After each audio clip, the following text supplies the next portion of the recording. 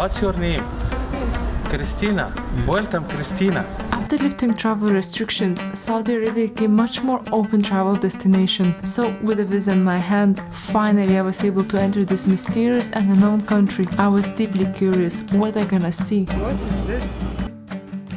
I think I attract breads. Looks like bread gods are with me, and we found this incredible bakery. Before even showing how I felt, what I experienced there, what I have learned about the country, what people I met and what shocked me the most, I'm gonna say that everything went much better than I expected.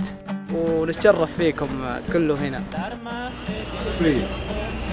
Welcome to Saudi. Welcome to Saudi. Welcome to Saudi. Welcome to Saudi. Welcome Saudi. Welcome to Saudi.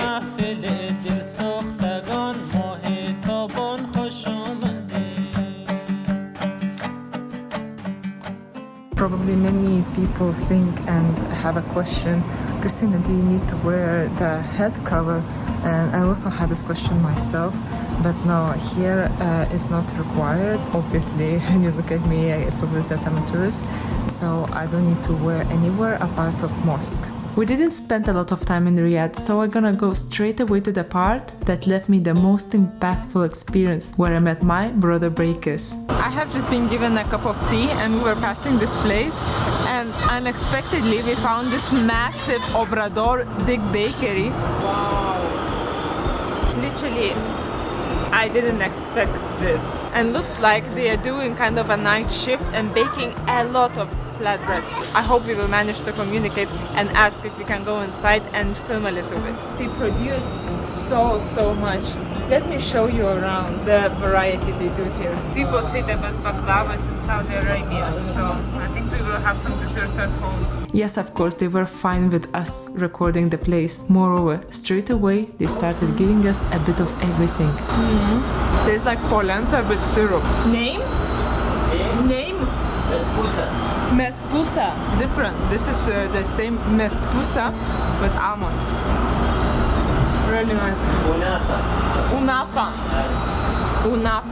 Actually, it's really nice. The noise inside was incredibly loud. However, once the bakers saw us approaching with curious glances, they straight away welcomed us with a massive smile. Apparently, they apply an Egyptian-style flat baking method, where before baking the flatbread is placed on milled bran. I guess that also prevents it from sticking. I was told it gives some complexity for taste, and apparently this method is very popular in Egypt. Then the breads are being passed through this massive oven, and on another side of the oven there's another baker gathering all this bread on the wooden tray. I'm not gonna lie, it's extremely hot. This gentleman is just wiping the sweat off his face. Sweaty. For those who still think that baker job is easy, the temperature is probably 40-50 degrees here. This gentleman is like all in sweat, like all wet.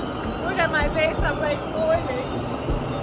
Super hot. There's so much effort to make this bread here. Oh my god, sugar and bread adrenaline that night. The people who showed us around were Egyptians, and one of them even made a video with us so he would send it to his family back home. Cannot be more sweet than that. Mama.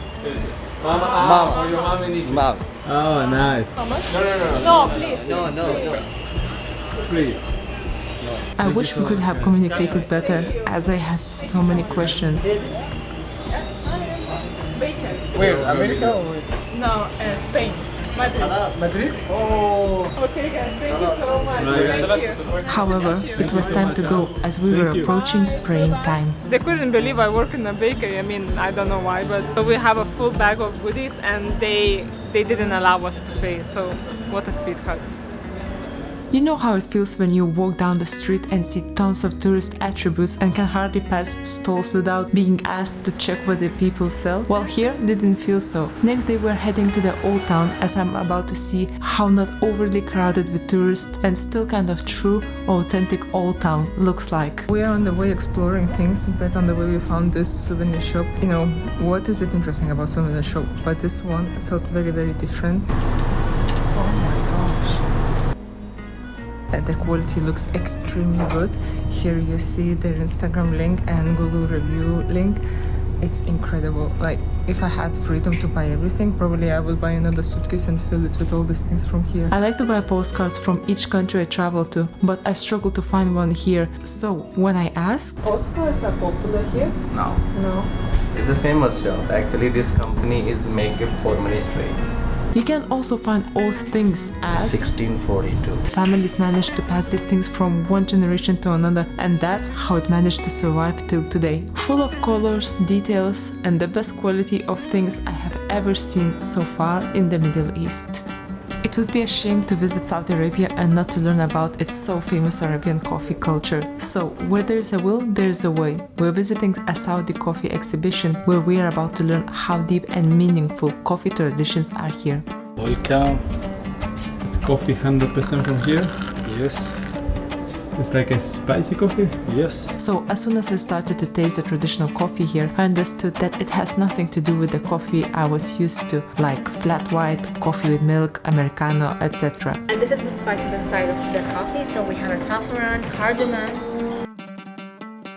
There is even the difference in terms of cups, as some of them are only used by the host and some of them just for guests. It was interesting to hear that the first cup served by the host is mandatory to take, and when it comes to the second one, guests are not obliged to take it. You know, I feel so much respect and traditions here, but I wonder if these traditions are still being practiced in real life. If you are from Saudi Arabia and watch this video, please let me know in the comments down below.